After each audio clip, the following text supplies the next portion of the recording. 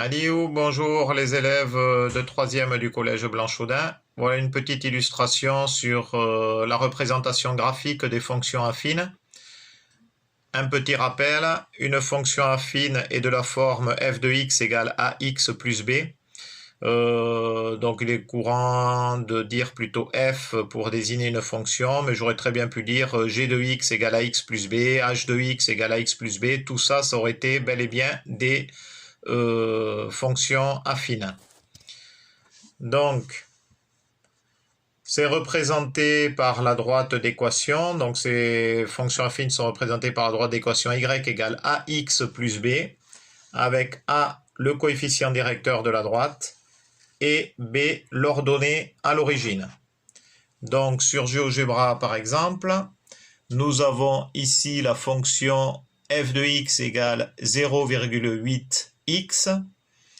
Donc, il s'agit bien d'une fonction linéaire. Pourquoi linéaire? Parce que dans ce cas-là, on ne voit pas de b. En fait, b égale 0.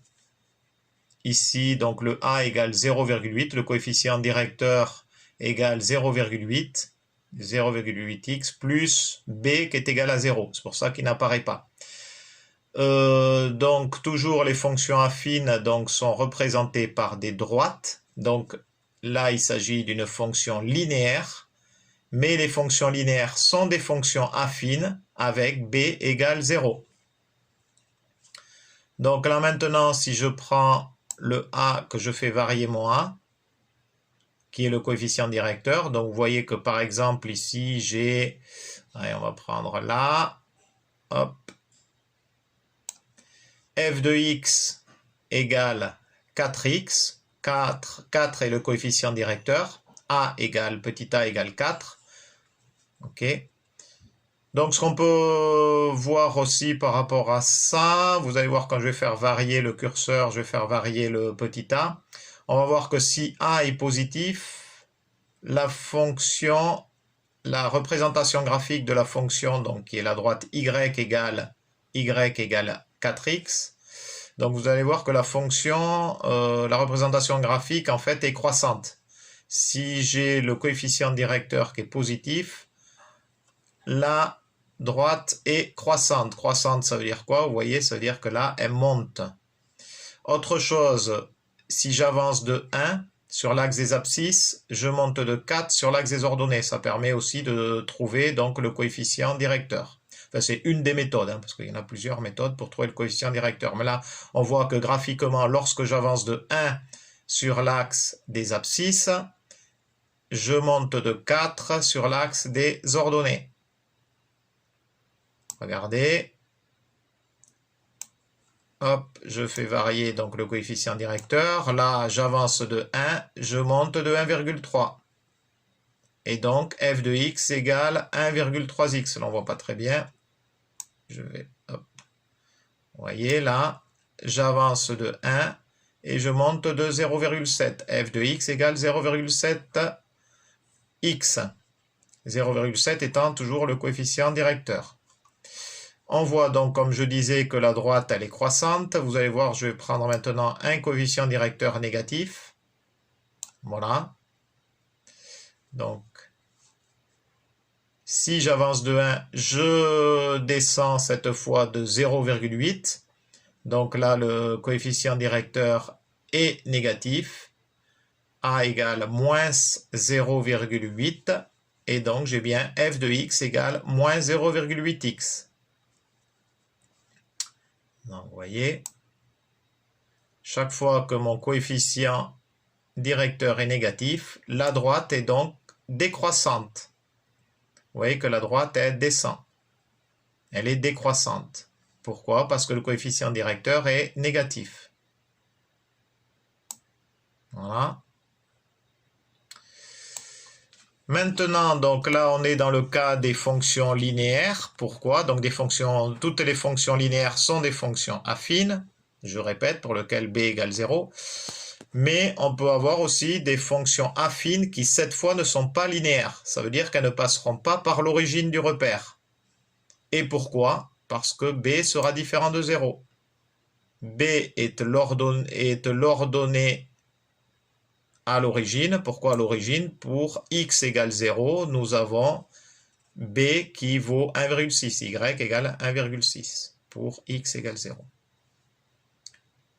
Donc vous voyez que si là j'ai par exemple b qui vaut 3,2, le coefficient directeur lui ne bouge pas, si je n'y touche pas, vous voyez là, 3,2, b égale bien 3,2. Je bouge maintenant le coefficient directeur de la droite, donc vous voyez a varie, mais b ne varie pas. Donc là, on a f de x égale 0,8x plus 3,2. Ça ne change pas. Coefficient directeur, positif, la droite est croissante. J'avance de 1, je monte de 0,8, c'est bien ça. Quand x vaut 0, j'ai b qui vaut 3,2, c'est bien ça. Voilà. Donc, je me répète, les fonctions affines sont représentées par des droites dans un repère orthonormé. Maintenant, et d'ailleurs dans un repère orthogonal aussi. Si je prends par exemple une fonction, je vais prendre une fonction par exemple, là ça bouge un peu, g de x. Ah, désolé, je vais bouger un petit peu là, ça va être un peu pas très sympa à voir. Je vais prendre g de x. Ah, voilà. G de x égale, allez, prenons par exemple une fonction que vous allez étudier en seconde, x au carré. Regardez, c'est la courbe, la parabole en rouge ici. Donc ça, c'est la représentation graphique de la fonction g de x égale x au carré. Vous voyez que ça, il ne s'agit pas donc d'une fonction affine, tout simplement. Pourquoi? Parce qu'elle n'est pas représentée par une droite. Et f de g de x égale x au carré, ce n'est pas de la forme ax plus b. Dans ce cas-là, a serait égal à 1, b serait égal à 0, mais x au carré n'est pas x, tout simplement. Donc ça, ce n'est pas de la forme ax au carré, ax plus b, puisque x est au carré. J'aurais pu mettre, par exemple, ici, j'aurais pu mettre 2x au carré plus, plus, plus, par exemple, 8. 2x au carré plus 8. Alors là, il faut dézoomer. Donc là, vous voyez, on a... Dans ce cas, on pourrait dire, tiens, a est égal à 2 et b égale 8. Sauf que, eh bien, on a x au carré, mais on n'a pas x. Donc, ce n'est pas une fonction affine. Dans ce cas-là, c'est une parabole. Enfin, tout ça pour vous dire que les fonctions affines sont représentées par des droites de la forme ax plus b. Voilà. Eh bien, j'espère que cette petite vidéo vous aura aidé à comprendre, en tout cas pour ceux qui avaient peut-être des difficultés à ce niveau-là. Allez, bon courage pour la suite. Dinka Baleo Adichat.